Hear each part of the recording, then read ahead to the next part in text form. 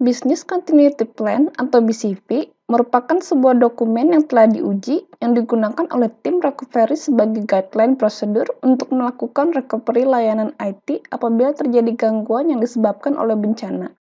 Contoh recovery bencana misalnya, ketika terjadi bencana pada primary site yang mengakibatkan data center utama down, layanan harus segera di-up-kan. Dalam hal ini, alternatif yang paling mungkin dilakukan adalah alternate site yang telah ditetapkan.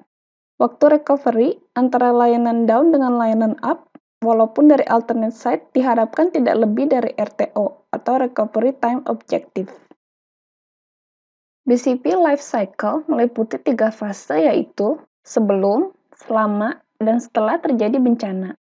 Pada fase sebelum insiden, layanan aplikasi IT masih berjalan dengan normal.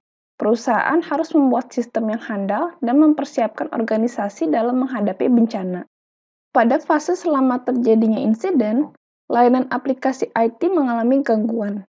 Setelah situasi emergensi terdeteksi, maka dilakukan aktivasi BCP IT.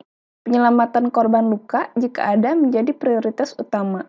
Setelah itu, agar bisnis dapat berjalan kembali, lokasi alternatif atau sistem backup perlu diaktifkan. Aktivasi tersebut tidak boleh melewati RTO. Fase setelah terjadinya insiden berlangsung ketika aplikasi IT telah dijalankan dari lokasi alternatif dan kemudian aplikasi IT utama telah diresume, sehingga proses bisnis kembali normal. Pada fase ini, aktivitas yang berlangsung adalah tim BCP melakukan perbaikan terhadap kerusakan sistem pada lokasi utama, kemudian sistem direstorasi kembali ke operasi normal dan BCP dideaktivasi, dan selanjutnya dilakukan review terhadap BCP sebagai masukan untuk improvement BCP selanjutnya.